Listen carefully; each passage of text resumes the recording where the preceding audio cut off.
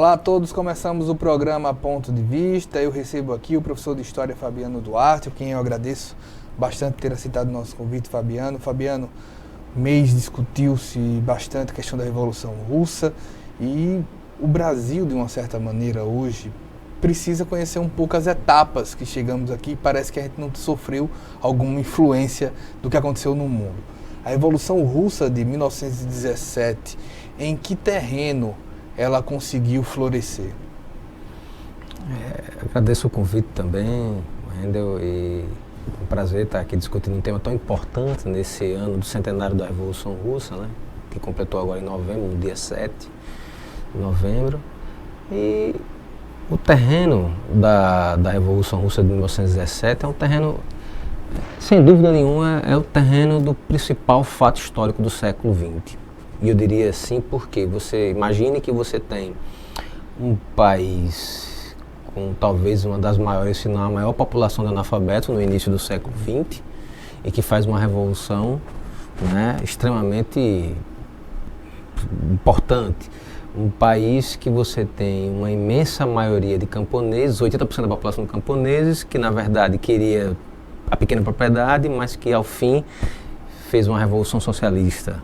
Você tem ali uma revolução num país, talvez um dos mais, se não o mais conservador da Europa, e que, né, faz uma revolução a mais avançada da história. Então o terreno historiográfico é esse. Você tem um país extremamente complexo, né, que conseguia, dentro do seu imenso território, o maior território, ter características europeias e asiáticas, né, um país de capitalismo atrasado, se comparado, por exemplo, com Inglaterra, com Estados Unidos, com a Alemanha, né?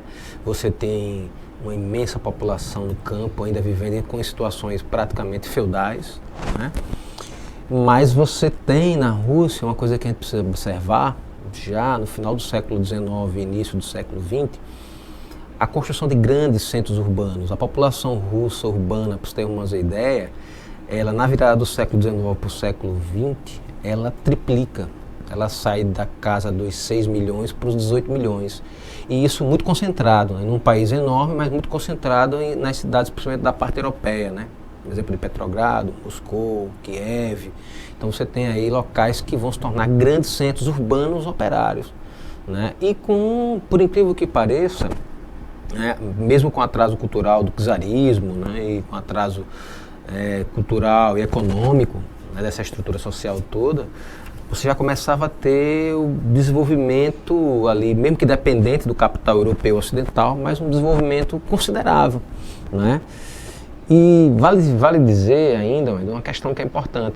A Rússia foi o país que ela não só contribuiu diretamente para estancar as revoluções do século XVIII e XIX, não podemos esquecer isso, porque às vezes as pessoas têm a impressão de que a Revolução Russa foi o fato histórico que ocorreu só entre fevereiro e outubro de 17. Não é. É um fato histórico de longa... ele tem elementos de longa duração e elementos de curta duração, né? Então, se nós observarmos a Revolução Russa, ela de alguma medida tem uma conexão com o século XVIII e XIX muito profunda. A Rússia, ela foi o país que de alguma maneira estancou a onda revolucionária que havia explodido na França no final do século XVIII. Ao lembrar de Napoleão Bonaparte, por exemplo, né, o czarismo foi quem estancou a onda revolucionária do final do século XVIII e início do século XIX.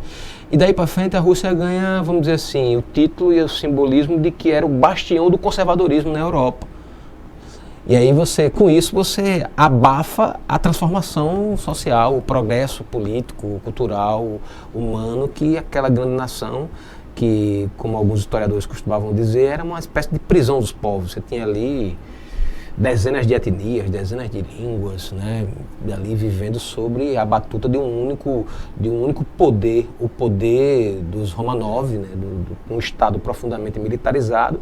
Para nós termos uma ideia, o governo czarista russo, ele gastava em média cerca de 70% a 80% do PIB, a depender da conjuntura, em armas. Não é à toa que a Rússia tem um território daquele tamanho, né? Então era um país que vivia em constante expansão, quando não estava em guerra de expansão, estava em guerra de manutenção de suas fronteiras, porque evidentemente que esses povos todos, eles se rebelavam, não é? Então havia toda essa estrutura. Não é à toa que o perfil da cidade média russa era o quê? Você tinha o órgão público, que era a prefeitura, uma espécie equivalente ao correio, e a igreja ortodoxa. O resto era aparato militar, um comércio muito precário, que ainda se confundia com artesanato. Não havia, você vê, pleno final do século XIX, início do século XX, não havia tido o processo de separação do artesanato do comércio ainda. Uma coisa que a Europa Ocidental fez no século, meados do século XII, XIII, XIV. Veja, um atraso de mais de 5 séculos quase. Você tem uma revolução inglesa, uma revolução comercial burguesa, né? Revolução burguesa que século XVII, XVIII. Final do século XVII. Né? E você vê nesse sentido, exemplo, que houve uma marcha ao mesmo tempo por mais direitos, por um trabalho menos opressivo e, de uma certa maneira, extremamente desumano. Mas você não vê uma mudança tão significativa, pelo menos você pode me contestar, por favor, né? Em termos sociais, em termos de castas, em termos de progressão, de ascensão. Por que uma revolução como a russa, não aconteceu na Inglaterra antes? Olha, primeiro que a humanidade ela só se coloca questões que ela pode resolver. E essa assertiva não é minha, essa assertiva é de um filósofo alemão chamado Karl Marx. Então, naquele momento em que você tem a Revolução Inglesa, né, o próprio capitalismo ele estava iniciando. Vale a pena lembrar que os dois momentos da Revolução Inglesa, né, a puritana, na meados do século XVII, ali, que tem o momento mais radical da Guerra Civil puritana, com Oliver Cromwell, e depois o triunfo definitivo da burguesia inglesa com a Revolução Gloriosa, ali, né, que você tem a Constituição da Monarquia Parlamentarista. Aquele é um momento, Endo, que o capitalismo estava lutando com o feudalismo para se consolidar. É diferente de no final do século XIX, início do século XX, quando ocorre a Revolução Russa. E é importante, esse é um debate que parece que ficou há 100 anos atrás e não ficou. Por exemplo, o que se discutia muito na Rússia do final do século XIX, início do século XX, e que, de certa forma, ganhava os auditórios do movimento operário russo e europeu, de maneira geral? A discussão era a seguinte, resumidamente, você tinha aqueles, e todos eram influenciados por Karl Marx, pelas ideias de Karl Marx, de Engels, socialismo científico, né? Mas você tinha, resumidamente, dois grandes grupos. Você tinha um grupo mais liderado pelo pessoal da Segunda Internacional, lá na Alemanha, com Bernstein e Kautsky, que dizia o seguinte, olha, é uma questão inexorável, a humanidade vai evoluir para o socialismo, né? Vamos aqui aumentando o número de participação nos parlamentos. O parlamento alemão, por exemplo, o Partido Socialista Alemão, né? O Partido Social Democrata Alemão era um exemplo, era o grande partido da Segunda Internacional. Então os caras diziam, olha, é inexorável, pelas reformas nós vamos chegar ao socialismo, né? E para isso podemos fazer aqui algumas alianças pontuais com as nossas elites locais, com as burguesias locais. Aí você vai ter do outro lado setores ligados a uma tradição um pouco mais radical, eu diria mais radical mesmo, como Rosa Luxemburgo, o próprio Lenin, na Rússia, que vai dizer, não, olha, o tempo de aliança com a burguesia acabou. E o Marx já tinha falado isso numa obra dele chamada O 18 do Brumário, escrito por volta onde ele vai analisar 1861, 62 na França. Quando você tem o golpe do 18 Brumário, que o Napoleão III, o sobrinho do Napoleão Bonaparte, assume o poder. Ali, pela primeira vez na história, né, depois da Primavera dos Povos, em 1848, a classe operária ela não vai mais participar dos movimentos sociais, das insurreições populares, não mais como na Revolução Francesa e na Revolução Inglesa. Porque se nós pararmos para pensar, o povo não participou da Revolução Inglesa e Francesa? Participou. Mas quem liderou foi a burguesia. O projeto político, o projeto cultural, o projeto de mundo, né? Vamos dizer assim, a ideia era da burguesia. A igualdade jurídica, e você falou bem uma questão que é importante.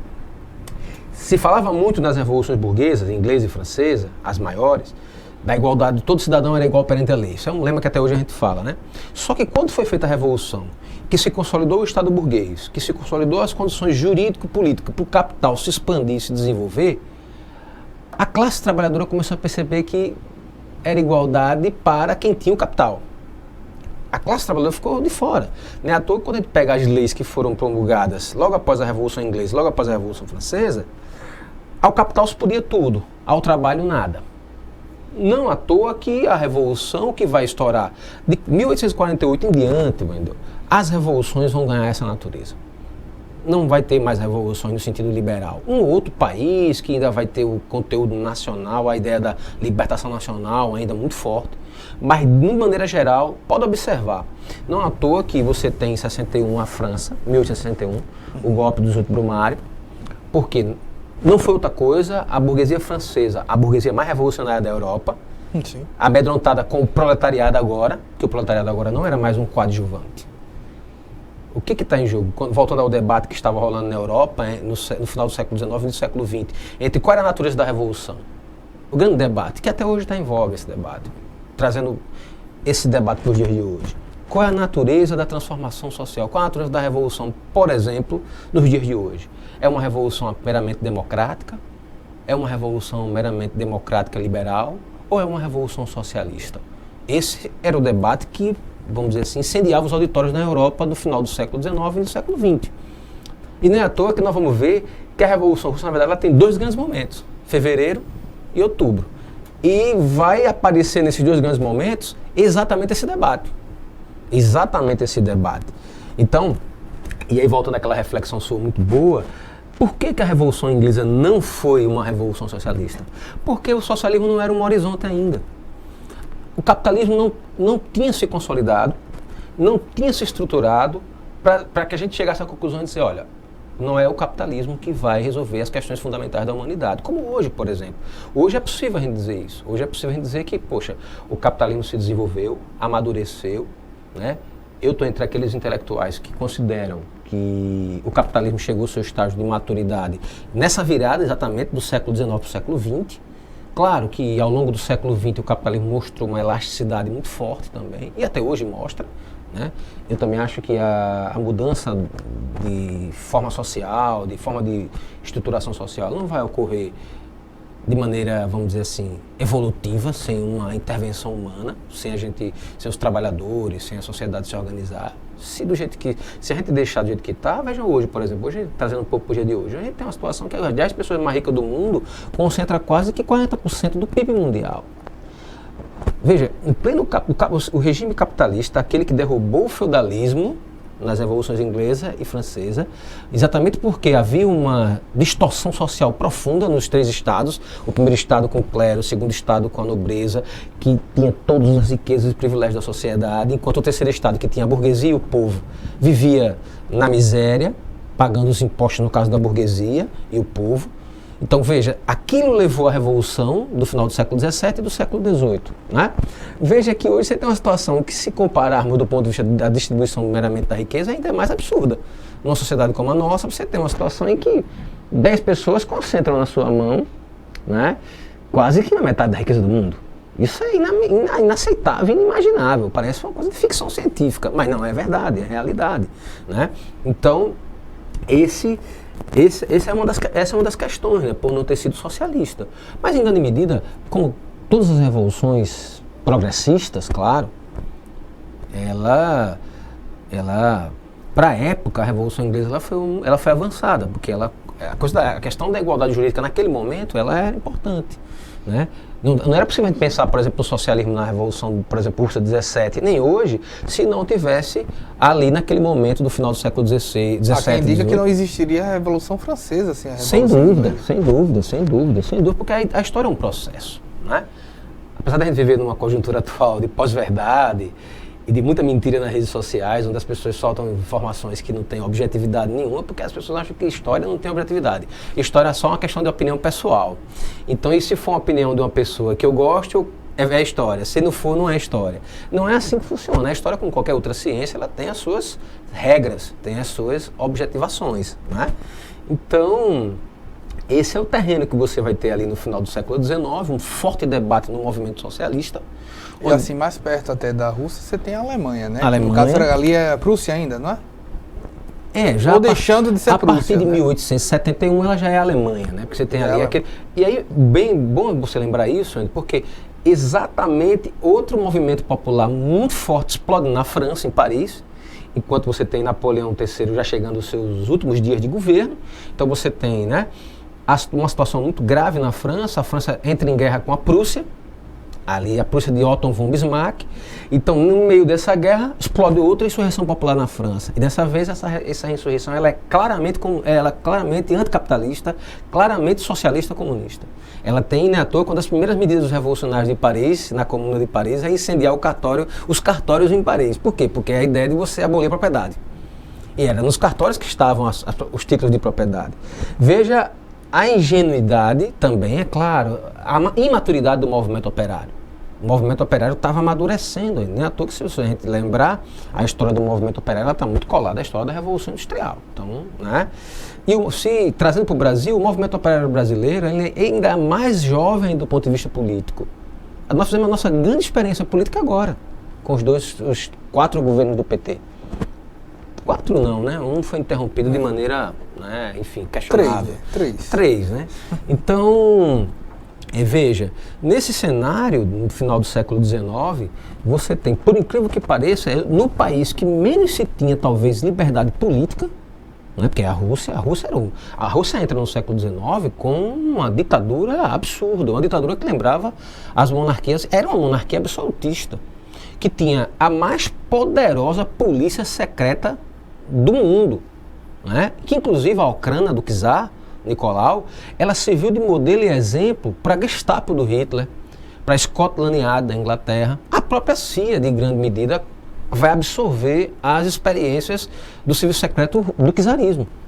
Entra-se no século XX, um país importante, não era a principal economia do mundo, claro, um país atrasado, mas era um país estratégico no jogo do desenvolvimento do capitalismo, né? Então você tem essa situação e a maioria dos principais líderes revolucionários russos, sejam eles, vamos dizer assim, bolcheviques ou mencheviques, né? Eles viviam exilados fora da Rússia, quando não estavam presos na Sibéria, né? Então eles viviam ali nos guetos de Londres, nos guetos de Amsterdã, nos guetos de Berlim, tentando circular seus jornais para os imigrantes russos que viviam nesses países, né? Então era ali que circulava o movimento operário, porque nessa altura do campeonato, o maior movimento operário da Europa era o movimento operário alemão, já tinha ultrapassado o movimento operário inglês. Então era ali que circulavam os principais correntes do movimento operário, não à toa que a Segunda Internacional, nós tínhamos, abrindo um parênteses, né? A Primeira Internacional foi a que Marx participou, com os anarquistas, com Bakunin, etc., e que redundou na Comuna de Paris, que a gente já falou, foi destruída depois da repressão, não à toa que a unificação alemã ocorre em Paris, né? A burguesia parisiense francesa, ela abre suas portas, porque era melhor ser invadida pelas tropas de Bismarck do que ter uma revolução socialista triunfante. Então, não tenha dúvida disso, eles vão fazer isso. E não vai ser a primeira e última vez. Eles vão fazer isso na Segunda Guerra Mundial. Quem não vai lembrar que um país da magnitude da França foi invadido de maneira extremamente rápida pela Alemanha nazista? Hoje nós sabemos, por pesquisas históricas, que a maior parte da burguesia francesa, eu diria, as principais facções da burguesia francesa, vamos dizer assim, que facilitaram a entrada das tropas de Hitler na França. Por quê? Era melhor a invasão hitlerista do que a vitória dos comunistas dentro do país. Pois é. Né? Sobre esse contexto, esse momento da história, a gente volta no próximo bloco, a gente vai para um breve intervalo.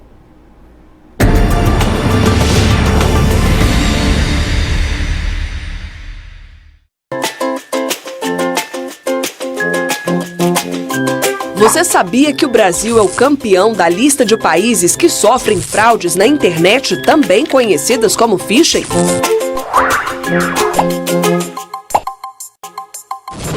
O phishing é o roubo de dados pessoais, como número de cartão e senhas por meio digital. Essa é a terceira vez que o país aparece no topo da lista, seguido de China, Austrália, Nova Zelândia e Azerbaijão. Cuidados básicos para sua segurança na internet. Não abrir e-mails suspeitos.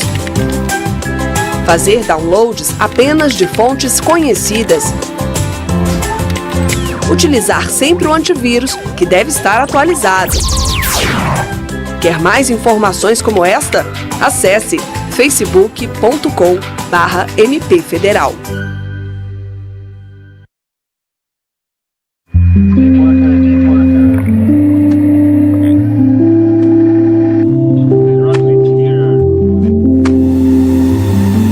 Caraca, é muito peixe. 2, 3, 4, 5, 6, 7, 8, 9.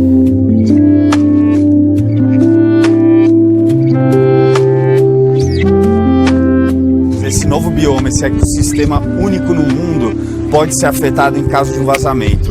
E é por isso que a gente quer que as empresas desistam de quaisquer planos de explorar petróleo na região. E por isso que a gente precisa da sua ajuda. Seja assinando a petição, seja compartilhando, indo para as ruas para passar essa mensagem.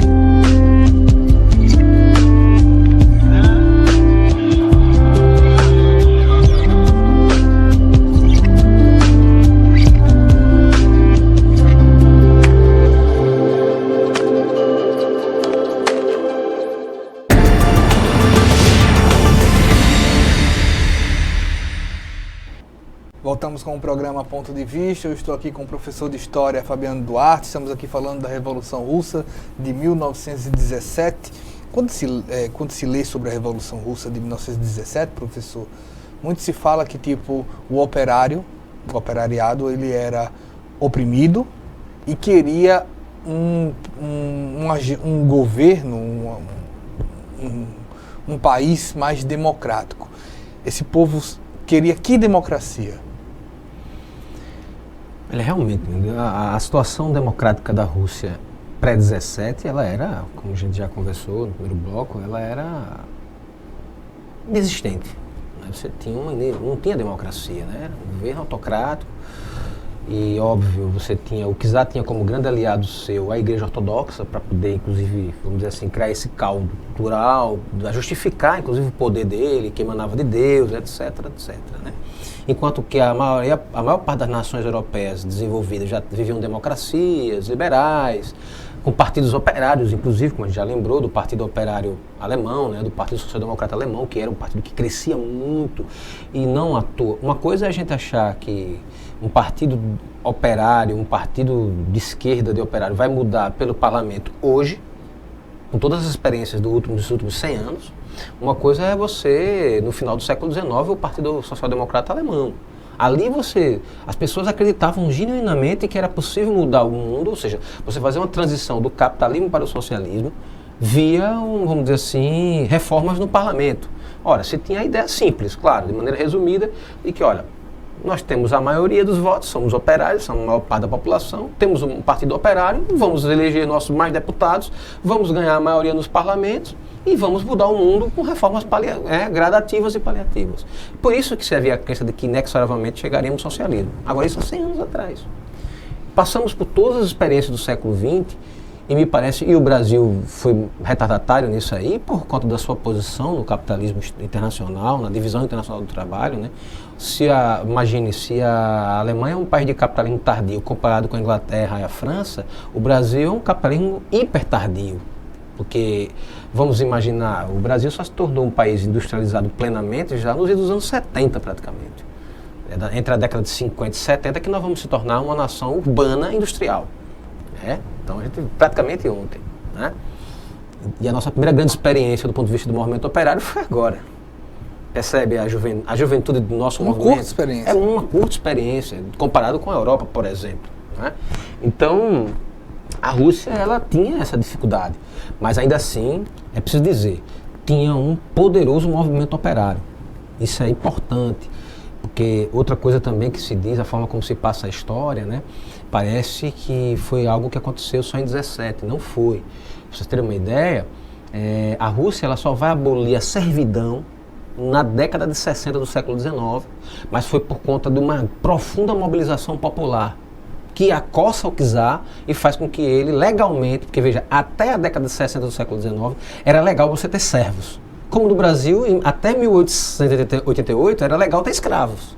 O trabalho escravo no Brasil ele deixou de ser legal a partir de 13 de maio de 1888. Na Rússia, nas décadas de 60 do século XIX, o trabalho serve, né? Então imagine, isso vai acelerar as contradições. na Rússia, porque agora aquele servo, ou aquele mujik, como era chamado o camponês, ele vai começar a ir para a cidade para se tornar operário. E grandes empresas capitalistas que vinham da França, Inglaterra, principalmente França, Bélgica, Holanda, Inglaterra um pouco menos, e até a Alemanha, começaram a entrar no mercado russo por uma simples questão que até hoje é muito simples. Mão de obra barata, repressão política brutal, o operário não podia organizar sindicatos, não participar da vida política, né? Então era o chicote do Estado, do czar, mão de obra barata, concessões de terreno, etc. O que a gente vê hoje, por exemplo, as reformas que a gente vê no Brasil hoje, o que é quando se fala do custo do Brasil, né? Esses caras querem que a gente receba menos do que o trabalhador chinês e indiano, para poder fazer com que as empresas estrangeiras venham explorar a nossa força de trabalho. Fazendo um paralelo, claro. Voltando para a Rússia, então você tem essa situação, mas mesmo assim tinha uma vida política na Rússia. Por exemplo, só para a gente situar, quais eram os principais partidos que atuavam na Rússia, mesmo com essa repressão política? Você tinha o Partido Social Democrata Russo, o POS-DR, Partido Operário Social Democrata Russo, que era o principal partido, junto com os socialistas revolucionários, os esseristas, os chamados esseristas, né? Eram os dois principais partidos e que tinham um enraizamento popular. O primeiro, o POS-DR, o Partido Social Democrata, como era chamado quase todos os partidos de esquerdas marxistas nesse período, final do século XIX, início do século XX, ele se dividia em duas facções, os bolcheviques, que eram a maioria, e os mencheviques. Os bolcheviques defendiam que a revolução, resumidamente, o debate era muito mais complexo, mas de maneira resumida, os bolcheviques vão dizer, olha, a revolução ela tem que ser uma revolução socialista, e não tem que fazer aliança com a burguesia. O tempo de aliança com a burguesia acabou, ficou lá para trás, em 1848, em 1861, ficou para trás. Já os mencheviques vão estar mais ligados àquela perspectiva dos alemães, do Partido Social Democrata Alemão, de Bernstein, Karl Liebknecht era aliado da Rosa Luxemburgo, o Kautsky, que achavam que o socialismo era uma questão de reformas gradativas. E veja que esse debate parece uma coisa que alguns tentam fazer com que ele seja uma coisa de museu, mas não é. Ele está vivíssimo. Então, no Brasil, na esquerda brasileira, ele está ocorrendo nesse exato momento. O problema é que aqui quem está ganhando é o menchevique, né? Perfeito. Está ganhando e passou quase 4 governos no poder. Mas, enfim, fazendo analogias, né? Que quando a gente estuda história, sociologia, a gente faz analogia, né? Então, o que acontece? Né? Nesse cenário, um fato histórico é muito importante para a gente entender o processo revolucionário russo. Porque, na verdade, você tem várias revoluções dentro de uma revolução ali. Né? Você tem, em 1905, na política de expansão do czarismo, o czar vai... E ele vivia uma crise, é óbvio, né? Era um governo que vivia em crise permanente também.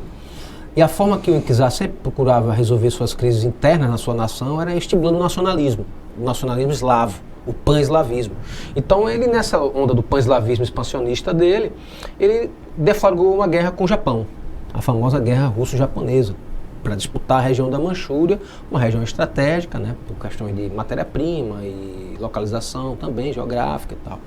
E aí, o czar achou que ia fazer uma guerra similar aos seus antepassados no início do século XIX contra Napoleão Bonaparte, uma guerra em que a quantidade de soldados resolveria o atraso tecnológico deles frente ao adversário, que foi assim que eles venceram a guerra contra Napoleão, né, compensando o atraso tecnológico com a quantidade de soldados. Só que hoje, você estava numa situação, você estava na virada do século XIX para o século XX. O Japão estava... A guerra russo-japonesa para o Japão tem um outro sentido. Enquanto que para a Rússia fragilizou ainda mais o czarismo e levou o czarismo a ter que se ajoelhar dentro de uma onda revolucionária, no Japão foi, vamos dizer assim, o triunfo da Revolução Meiji. O Japão se modernizava num processo de desenvolvimento do seu capitalismo, não é? Então você imagine, tem um filme que eu gosto, assim, é um filme que... Ideologicamente ele é conservador, mas é um filme muito bonito, que é aquele Último Samurai. Mostra bem o dilema da transição capitalista no Japão, entre o moderno e o tradicional. Então, de certa forma, a guerra russo-japonesa foi esse, vamos dizer assim, esse culminar para o Japão. O Japão vence incrivelmente a Rússia. Se você pegasse qualquer comentarista de política às vésperas da guerra russo-japonesa, esses comentaristas jornalistas e tal, que comentam as guerras e tal, é negócio assim, de 100 para 1, para acreditar que o Japão venceria. Porque é o tamanho da Rússia, a história que a Rússia tinha, né? Mas isso aconteceu, a Rússia perdeu a guerra e aprofundou sua crise. Isso levou a uma revolução dentro do país. Isso em 1905. 1905. Então você aprofunda a crise russa, né? Você tem você tem uma revolução ali, né? O czar é obrigado a recuar, né? Ele vai ser obrigado a recuar em vários aspectos, dois vale destacar. Primeiro, uma que era a pedra angular do domínio do czar e da sua elite, da sua classe social, que era a aristocracia, a nobreza russa, que era a terra, a posse da terra era decisiva para os russos, né, para a elite russa, para essa nobreza russa. Então ele vai ter que pelo menos acenar com a possibilidade da reforma agrária. Ele não vai fazê-la, claro, mas ele vai prometer, né? Quando você tem a Revolução de 1905, né, chamada Ensaio Geral.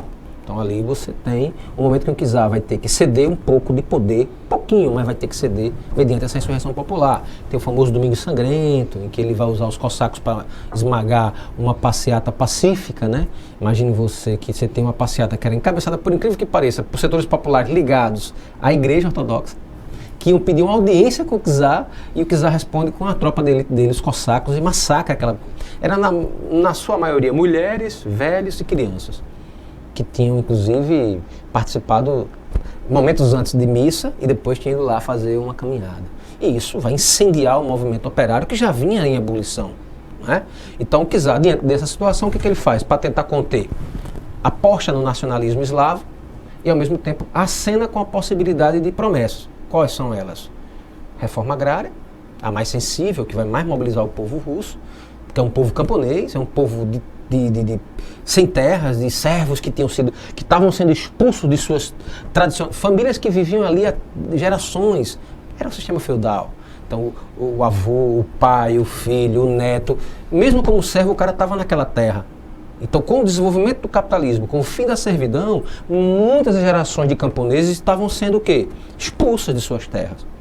Porque para um dono de terra, um nobre dono de terra, estava sendo mais viável, por exemplo, do ponto de vista do capitalismo, agora que entrava fundo na Rússia, arrendar a terra, passar por uma grande corporação estrangeira, e para isso ele não precisava daquele monte de servo na terra dele. O que é que ele fazia? Expulsa, êxodo rural. Então essas coisas vão abolir a Rússia de tal forma, e a derrota no Japão explode a revolução do ensaio geral. Nesse ensaio geral, que foi uma revolução derrotada, eu diria que o fato histórico mais importante foi a criação dos soviets, que eram os conselhos operários, porque ali se começa a se gestar o poder popular. Em que sentido eu quero dizer? Começa a se ter uma situação que em 17 vai se aprofundar o que nós vamos chamar de crise de duplo poder. Você vai ter uma situação na sociedade que você vai ter dois poderes. O Estado, o governo constituído, lá, né, das elites, da nobreza, da burguesia, e um poder que o povo começa a construir paralelo ao Estado. Aí ele vai chamar isso na sociologia política, na história, de duplo poder, crise de duplo poder. Mas esse duplo poder, ele se dava por um enfrentamento ou mais Etienne de La Boétie, tipo, não vou mais ser servo, não vou mais obedecer, não vou mais pagar impostos, não vou mais fazer nada para... Se eu não faço nada pelo Estado, o Estado não existe. Um pouco das duas coisas, né? Um pouco das duas coisas. Isso também depende muito da conjuntura. Por exemplo, no momento mais de enfrentamento da Revolução, em 5 ali, havia uma situação de enfrentamento mesmo. Por exemplo, nos bairros, nas fábricas, era o soviet que definia as coisas, assim, a segurança, a coleta de lixo, o controle da produção na fábrica, ou seja, era uma afronta mesmo ao Estado. Assim, aqui o Estado não manda mais. Abrindo um parênteses, trazendo um pouco para a realidade mais atual. Recentemente nós tivemos algo muito parecido com isso num país bem, não muito próximo, mas próximo da gente, na América Latina, o México, questão de Chiapas. Você tem uma situação ali em que Chiapas ficou uma região autônoma, ou seja, criou-se um Estado dentro do Estado. Ou seja, ali aquela população, os camponeses, os indígenas ali, que tem uma história também, aí caberia um outro momento para discutir. Tanto que tem candidato, né, a presidente. Exatamente. Então você tem ali, agora que eles estão começando a consensuar em algumas coisas. Não, mas já escolheu a candidata a presidente. Já. Do próprio território deles, autônomo. Exatamente. Que vai lutar, vai se candidatar. Então ali você tem uma experiência particular de duplo poder no México. Na Rússia nós vamos ter essa experiência profunda. Só que aí, como eu te disse, a Revolução de 1905, em ensaio geral, ela é derrotada. O czar consegue contornar essa crise gerada pela guerra russo-japonesa, pela própria crise do sistema capitalista russo. E aí, como ele consegue? Qual é o caldo ideológico, cultural que ele consegue para poder contorná-la? Vai ser exatamente, mais uma vez, a senha nacionalista.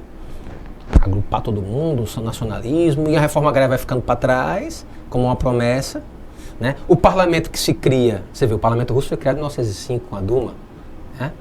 um parlamento extremamente esvaziado de poder, um parlamento que quem mandava era o próprio czar, né? E nesse cenário, o czar consegue ganhar um fôlego. Eu digo um fôlego entre 1905 e 1914. Você sabe que em 14 estoura a Primeira Guerra Mundial, e com a explosão da Primeira Guerra Mundial, as contradições, imagine, se a Guerra Russo-Japonesa, que foi uma guerra localizada, resultou em contradições profundas que levaram à Revolução do Ensaio Geral, você imagina agora em 14, porque é óbvio que a Rússia vai entrar na guerra. Inclusive, a guerra oficialmente começa por um fato que se desdobra com relação direta com a Rússia. Não podemos esquecer que o que leva o fato que leva o início da guerra é o assassinato do arquiduque, né, Franz Ferdinando, que era o herdeiro do Império Austro-Húngaro. O Império Austro-Húngaro, você tinha 3 grandes impérios multiétnicos antes da Primeira Guerra explodir. Você tinha o Império Austro-Húngaro, né? Você tinha o Império Russo e você tinha o Império Turco-Otomano. Esses 3 impérios estavam em pleno processo de decadência. E voando os abutres por fora, tinha as nações modernas imperialistas capitalistas. Inglaterra, França, Estados Unidos, Alemanha, todas querendo, vamos dizer assim, pegar os despojos desses territórios que estavam sob o controle desses impérios. Não à toa que você tem um choque ali, pan-eslavo versus pan-germanismo, que explode a Primeira Guerra. Então, nesse cenário, paralelo a isso, os debates do movimento operário prosseguem. Pra você ter uma ideia... Mas me permita, professor, sobre esse contexto, queria até te dar mais tempo, mas a gente vai para um breve intervalo e a gente volta justamente desse ponto, certo? Ok. A gente volta já com o programa Ponto de Vista. Rapaz, e agora?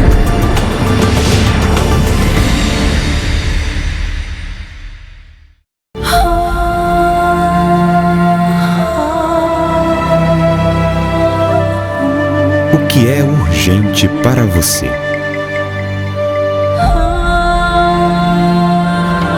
Para muitas famílias, a prioridade é ter o que comer.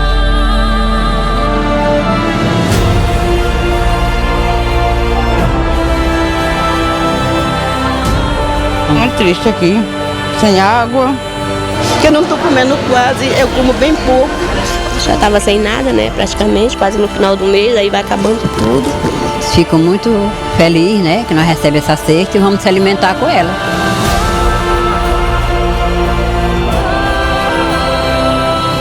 Quando a LBV chamar, diga sim.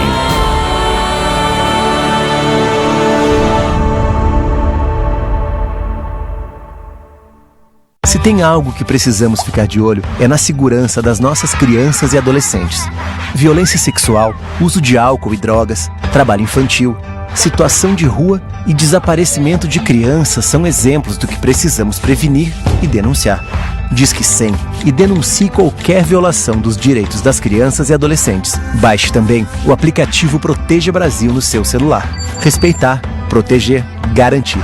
Todos juntos pelos direitos das crianças e adolescentes. Quando aquele seu amigo namorador teve a primeira filha, você falou que ele passou de consumidor a fornecedor? Já aproveitou o ônibus lotado para se aproveitar da passageira? Já falou, prendam suas cabras que meu bode tá solto? Pode parar. Isso incentiva o machismo e a violência sexual. A gente só muda a cultura do estupro mudando o nosso modo de ver o mundo. Machismo. Já passou da hora.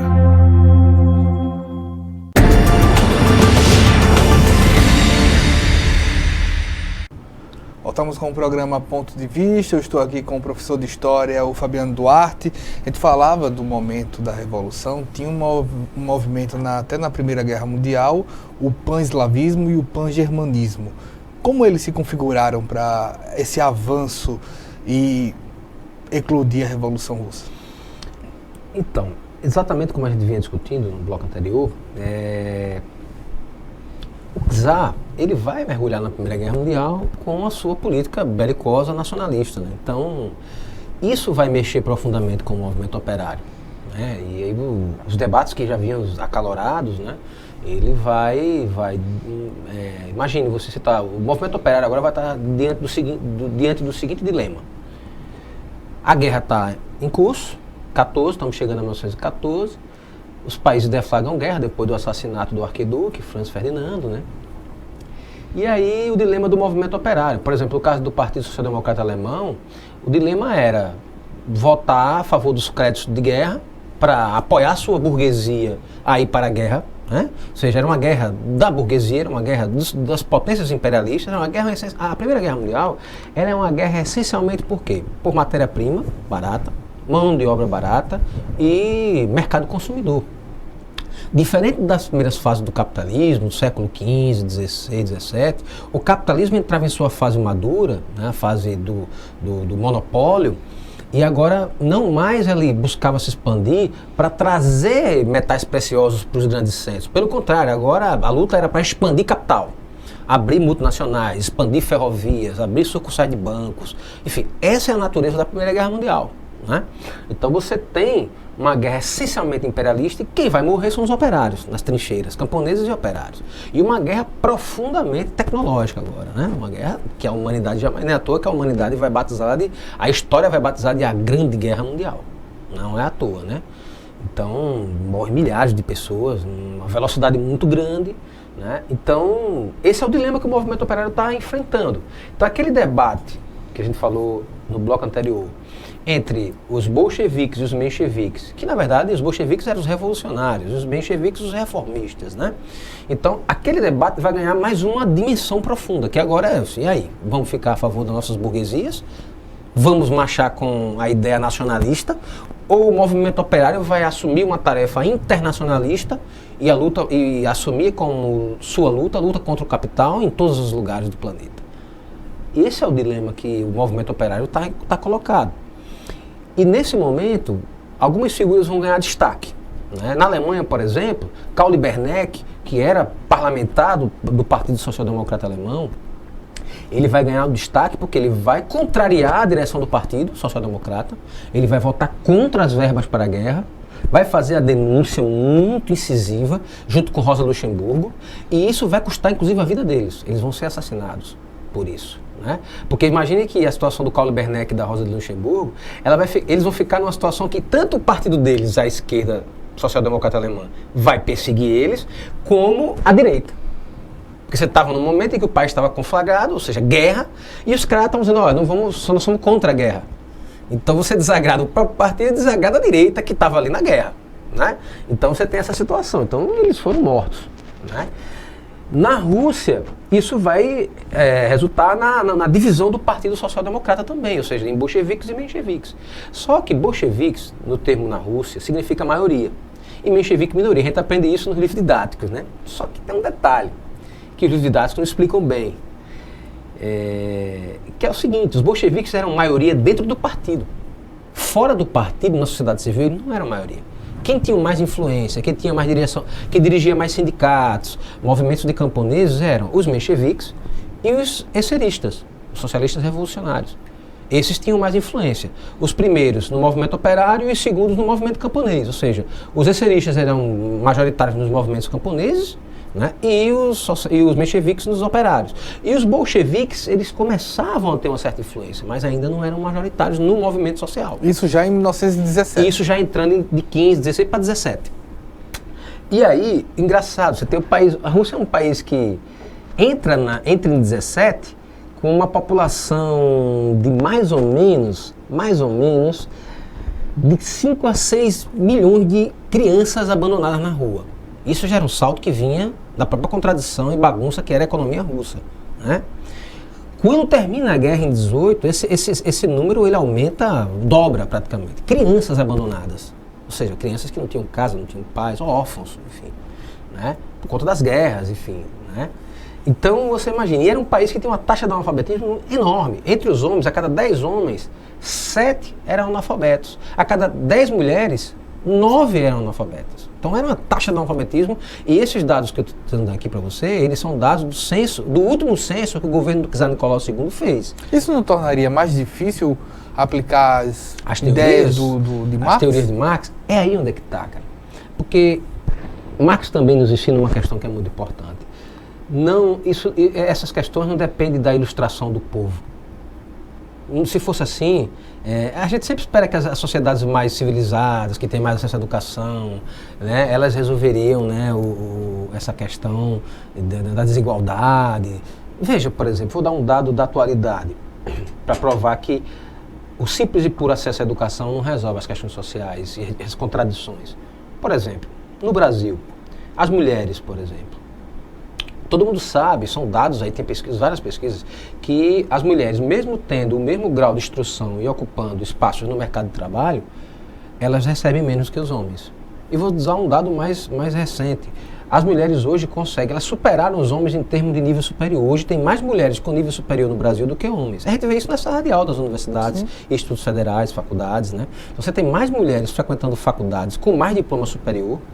E aí eu te pergunto, isso resolveu a questão da diferença salarial? O fato de ter... Melhorou? Melhorou, mas eu te pergunto, resolveu? Ou seja, a mulher hoje ganha igual, eu não estou falando nem que ela ganha mais, porque se isso fosse verdade, teoricamente a mulher teria que receber salários maiores do que os homens, já que ela tem mais formação, certo? Mas ela não só não recebe mais, como ela nem resolveu a igualdade salarial. Ou seja, nos mesmos cargos, com a mesma formação, receber os mesmos salários. Só para dar um exemplo no mundo atual, porque há também a ilusão de que a educação vai resolver, sabe? Não é muito por aí. A educação é a dimensão fundamental, é uma dimensão importantíssima, não era ela por si só, certo? Então, essas são contradições que, para mim e para muitos, o que vai definir isso são as condições materiais, as necessidades. Então você, por outro lado, sabe, tem uma questão muito interessante. Na Rússia, em 17, você tem circulando, só o Partido Bolchevique tinha negócio de 50 jornais circulando em todo o país. 50 jornais diferentes. E desses 50, cerca de mais de 10 eram diários. Numa população analfabeta. Você está entendendo? Percebe? A Rússia é um país muito contraditório. Nisso ela lembra muito o Brasil. Você tem um desenvolvimento desigual e combinado do capitalismo, que em países como Rússia, Brasil, Índia, China, você consegue ter convivendo ali o arcaico e o moderno de maneira extremamente, sabe? Você tem coisas, você vê, Maceió é uma cidade que a gente costuma dizer que é a síntese dessa desigualdade combinada do capitalismo. Você, por exemplo, você tem fábricas aqui da ponta de lança da química, certo? Do que há de mais moderno na indústria da química fina no mundo. Ao mesmo tempo, você tem circundado essas fábricas as comunidades que lembram há 2, 3 séculos atrás. Percebe? Convivendo ali, na dialética e na contradição da história. Isso vai acontecer na Rússia, cara. Por isso que não dá para dizer, olha, não vai ter revolução por isso ou vai ter revolução por aquilo. Ninguém tem a chave da história. Esse é o grande barato. A história está aberta. A história está tão aberta que você tem hoje uma série de pessoas aí, de correntes e tal, meios de comunicação, que insistem em dizer que a Revolução Russa foi uma tragédia. Ou seja, a disputa... Eu tenho certeza que a Revolução Russa é o fato histórico mais importante do século XX, e a prova disso é que você tem uma briga encarniçada pela interpretação desses fatos. Você tem aí, da esquerda à direita, variações de leitura sobre esse fato, que é uma coisa assim impressionante. Então, quando você pega, por exemplo, essa virada da Primeira Guerra Mundial, é ali que esses radicais, que esses revolucionários... A Primeira Guerra Mundial foi a senha para os revolucionários se tornarem maioria. Porque foram ali, não foi o fato de ler mais, de ter mais instrução, etc, etc. Não foi isso. Foi a Primeira Guerra Mundial, sem dúvida. Porque ela elevou as contradições do capitalismo a um grau insuportável. Porque tem o lance da suportabilidade também, Wendel. As pessoas vão até onde suportam a miséria, a falta de saúde, a falta de educação, sabe, a arrogância dos poderosos, de você ver uma imensa população sem saúde, sem educação, sem transporte, ou com isso muito precário, e uma minoria arrogante aí, sabe, andando em carrões de luxo. Isso você tinha lá no final do século XIX. Essa alta pressão social gerou... É isso que vai explodir o movimento da história, não é... Para a gente falar também dos efeitos que essa revolução chegou em outros países, inclusive no Brasil, a gente vai para um breve intervalo, voltamos já com o programa Ponto de Vista.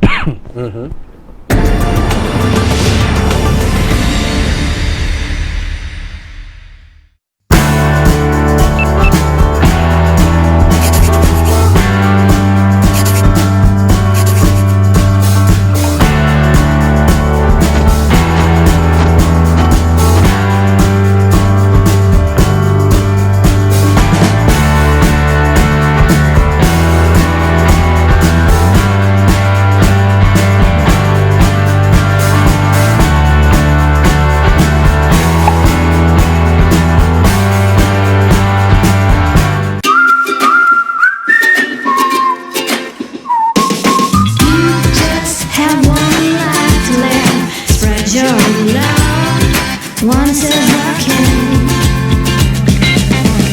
What a beautiful day. What a wonderful day.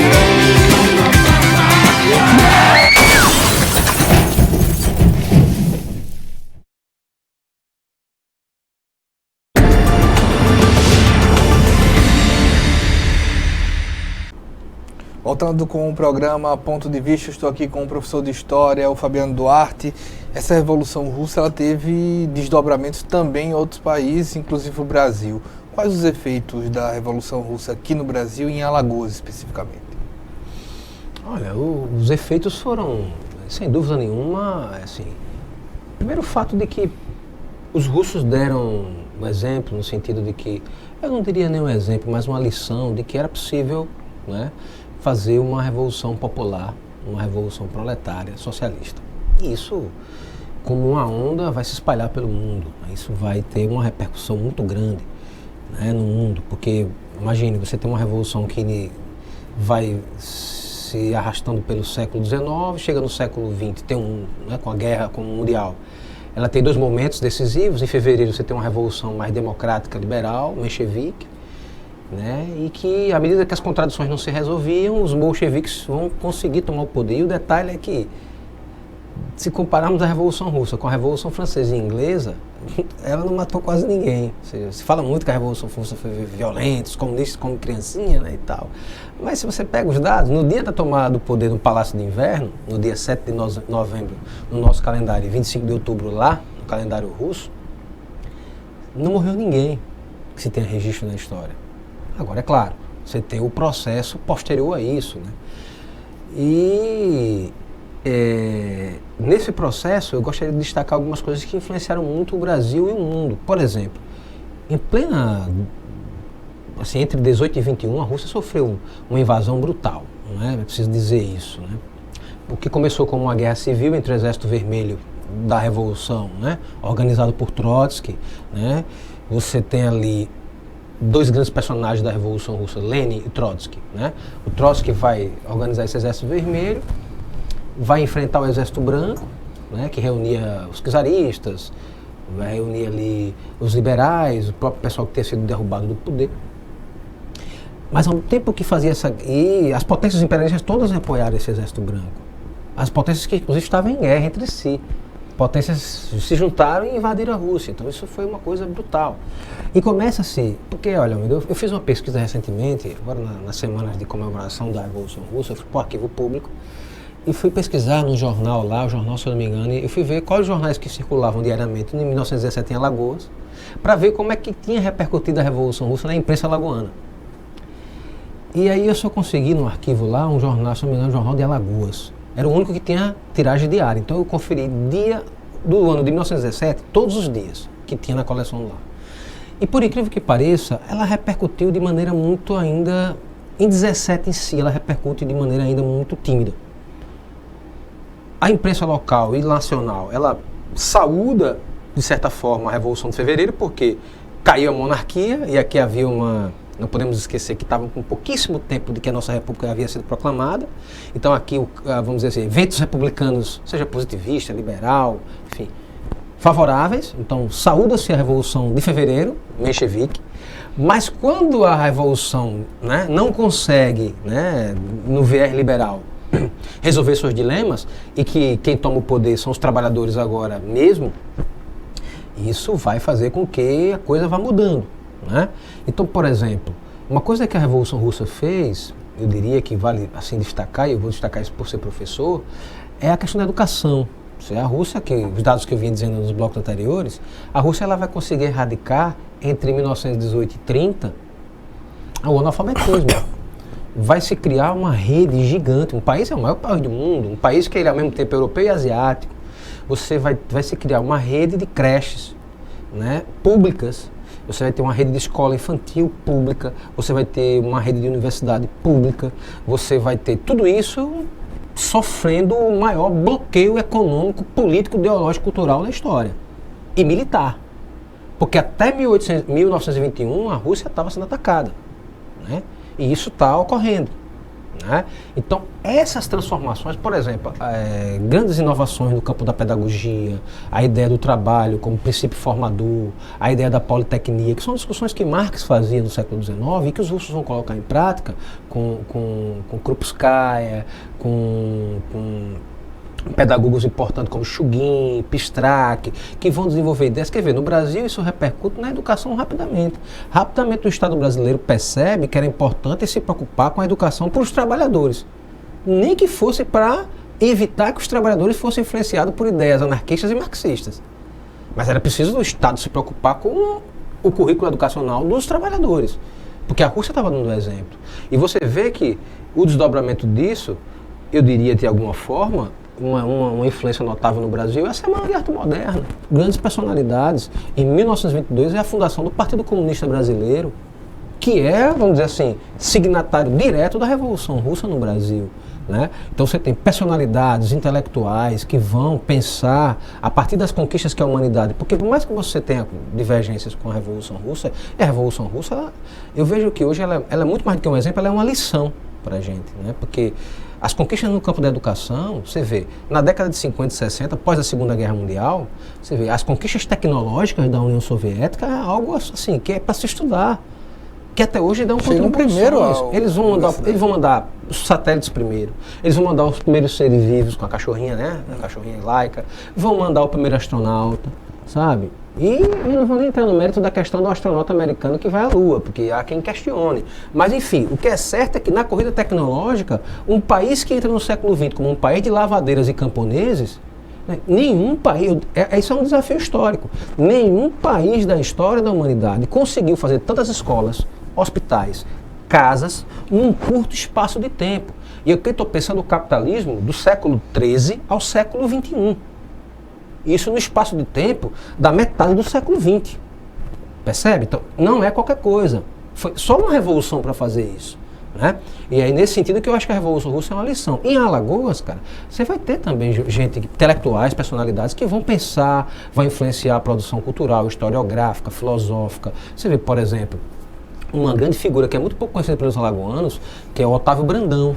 Otávio Brandão era foi para a União Soviética, ajudou a construir o Partido Comunista, né? Ele tem uma obra, ele começou, para você ter uma ideia, ele começou a fazer um estudo aqui em Alagoas, um estudo revolucionário, que vai resultar naquela obra dele, Canais de Lagoas, né? Que, poxa, ele já naquele momento, um jovem, eu poderia dizer que Otávio Brandão é um dos primeiros, se não o primeiro ambientalista brasileiro, e vai dizer, olha, Alagoas tem condições de desenvolver outros ramos industriais que não o da cana, por isso ele vai ser perseguido, vai ter que ir embora para o Rio de Janeiro. E lá ele vai virar vereador pelo Partido Comunista, sabe, pelo PCB, né? Então, a Revolução Russa, até hoje, ela é um debate apaixonante e, com certeza, influenciou muita gente no Brasil, né? Graciliano Ramos era um profundo, foi do Partido Comunista. Nísio da Silveira. Você vê grandes figuras, o Oscar Niemeyer. Então, a Revolução Russa teve um impacto muito grande. E, ao contrário do que muita gente pensa, o Partido Comunista não tinha uma relação com a União Soviética, com o Partido Comunista Russo, de dependência só, não. Nós tínhamos uma certa autonomia. Que há quem acha que nós só seguimos ordem de Moscou. Não é bem assim, não. E nesses 100 anos de pós-revolução, eu acho que tem muita coisa a contar. Eu convido você a voltar aqui depois e a gente conversar sobre isso. A gente já contou como aconteceu. Também. Pois bem, a gente agradece também a você pela audiência, espero uma próxima oportunidade. Até mais.